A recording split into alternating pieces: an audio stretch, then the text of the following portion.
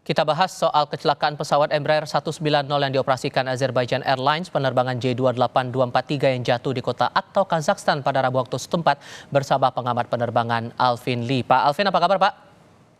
Baik, terima kasih Mas Tifal. Terima kasih juga sudah mau bergabung bersama kami. Kalau melihat dari video yang viral itu Pak, Anda menangkap bahwa ada upaya dari pilot untuk melakukan pendaratan darurat? Benar, jadi kalau melihat dari apa yang ada di beredar itu, video yang beredar, posisi roda pesawat itu sudah turun ya. Jadi berarti pilot sudah mempersiapkan pesawat tersebut untuk mendarat. Ketika roda pesawat sudah diturunkan, berarti flap juga sudah turun, kecepatan pesawat juga sudah diturunkan untuk proses pendaratan. Demikian, Mas. Dan itu hanya terlihat dari indikator bahwa roda pesawat itu coba dikeluarkan atau ada indikator lain, Pak? Saya juga melihat data dari Flight Radar 24, kecepatan pesawat ini juga sudah di bawah 200 knot ya, jadi sekitar 200-250 itu fluktuatif. Memang itu sudah termasuk kecepatannya sudah termasuk kecepatan rendah itu untuk proses pendaratan. Sebab kalau kecepatan masih tinggi, roda dikeluarkan, flap diturunkan, itu justru pesawat menjadi tidak stabil, berbahaya itu. Oke. Dan dari manuver yang terlihat itu, Pak, ditambah dengan fakta kita melihat ternyata masih ada korban yang selamat begitu. Anda melihat bahwa manuver yang diupayakan oleh pilot ini meminimalisasi munculnya korban jiwa dari insiden itu? Benar, jadi saya memperhatikan data yang ada, pilot jelas mengalami kesulitan mengendalikan pesawat tersebut. Terlihat bahwa pesawat itu menuke, kemudian mendaki lagi secara tajam, kecepatannya juga tidak stabil, naik turun. Itu menunjukkan bahwa pesawat mengalami kesulitan dalam kendali. Bahwa kemudian pesawat itu sempat sebelum jatuh itu sempat membuat manuver angka 8, dugaan saya itu adalah mempersiapkan pesawat untuk masuk pada ketinggian dan arah yang tepat untuk mendarat di bandara di bandara Aktau ya. Tapi rupa-rupanya attitude atau posisi pesawat itu terlalu menukik, mungkin pilot juga sudah kesulitan untuk mengangkatnya kembali, sehingga tidak mendarat dengan baik, tapi crash. Dan tapi itu sudah luar biasa, pilot masih mampu mengendalikan pesawat tersebut mendarat darurat walaupun crash dengan kecepatan yang cukup rendah sebenarnya, sehingga ada korban yang selamat. Itu benar-benar saya terpukau, itu adalah suatu mukjizat, tapi juga tidak lepas dari upaya pilotnya untuk menyelamatkan penumpang-penumpang dan yang ada dalam penerbangan tersebut, dan juga ini menunjukkan konstruksi pesawat tersebut yang cukup aman, sehingga ketika terjadi kecelakaan crash pada kondisi seperti itu tetap ada penumpang yang selamat. Nah, dari kondisi posisi pesawat sudah terbang rendah, tapi di sisi lainnya kondisi pesawat masih baik begitu, Anda menangkap bahwa kejadian ini imbasnya karena kendala cuaca kah, atau ada faktor lain di sini, Pak? Karena terakhir juga ada yang menyampaikan, ini dugaannya karena ada misi Rusia juga yang membuat akhirnya pesawat mengalami hal seperti itu.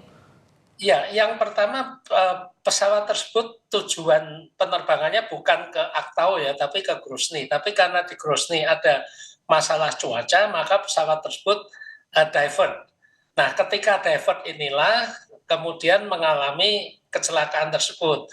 Dari video yang beredar memang terlihat banyak lubang pada tubuh pesawat, terutama pada ekor pesawat. Dan lubangnya itu bukan lubang peluru ya, tapi lubang tajam-tajam, bentuknya tidak seragam.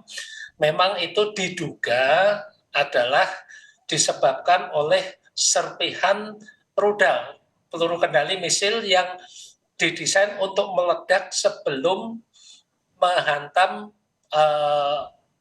sasaran. Jadi memang bukan untuk meledakkan, tapi ledakan itu kemudian serpihannya yang menghantam pesawat tersebut. Nah, lubang-lubang itulah yang kemudian menyebabkan sulitnya pesawat tersebut untuk dikendalikan. Oke, ini kan kita masih analisis ya Pak ya, analisis sebelum akhirnya black box yang sudah ditemukan ini Betul. ditindaklanjuti lebih lanjut. Sejauh mana kemungkinannya untuk bisa mendalami lagi perkara ini lewat black box yang sudah ditemukan itu?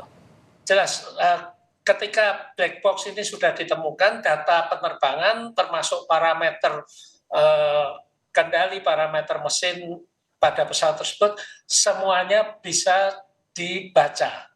Kemudian juga suara-suara yang terdengar dari kokpit, ya itu semuanya bisa dibaca.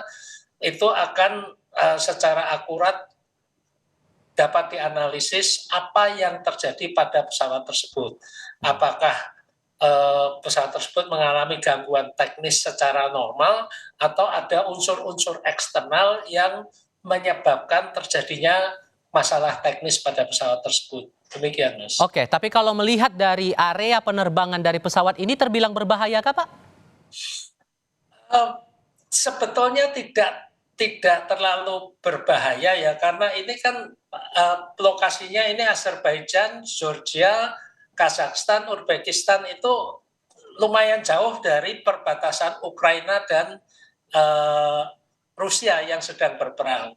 Ini juga jaraknya paling tidak ratusan kilometer, tapi kita tidak tahu eskalasinya seperti apa, sistem pertahanan kedua belah pihak Ukraina maupun Rusia seperti apa, dan kita juga tahu Azerbaijan, Uzbekistan, Kazakhstan, Georgia ini sebetulnya tidak terlibat konflik ya. Jadi ya kalaupun itu terjadi karena ledakan rudal, itu juga harus diselidiki rudal dari mana.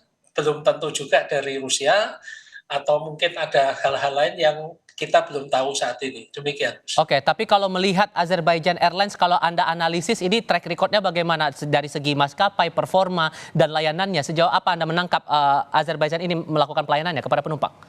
Ya, Azerbaijan Airlines cukup bagus. Sejauh ini tidak ada masalah yang menonjol ya. Safety recordnya cukup bagus. Dari teman-teman saya yang pernah naik juga, pelayanan cukup bagus. Saya juga mempelajari jenis pesawat yang dipakai, Embraer E190AR, ini juga pesawat yang cukup populer di dunia ini. E190 ini ada 568 unit. Sejak tahun 2010 berarti sudah berapa? 14 tahun. 14 tahun ya. Ya, itu kecelakaan yang dengan fatalitas ada korban jiwa itu hanya 1, 2, 3 kali. Yang kemarin itu yang keempat kali. Jadi pada tahun 2012 itu ada Tianjin Airlines, itu akibat upaya pembajakan, jadi bukan masalah ya. Tahun 2010 Henan Airlines itu kelihatannya lebih pada ke masalah pilot yang tidak mengikuti prosedur pendaratan pada low visibility, jarak pandang terbatas. Kemudian pada November 2013 itu ada LAM Mozambique Airlines, itu jatuh di Namibia. Ini juga diduga ada masalah dengan penerbangnya, karena salah satu penerbangnya keluar dari kokpit menuju toilet. Setelah itu pesawat tidak bisa dikendalikan. Jadi selama ini 3 kecelakaan yang terjadi, tidak ada indikasi itu masalah dari pesawatnya. Demikian. Sedikit banyaknya ini jadi pelajaran buat kita semua. Pak Alvin, terima kasih banyak sudah berbagi pandangan dan analisis bersama kami. Selamat sore, Pak. Selamat sore.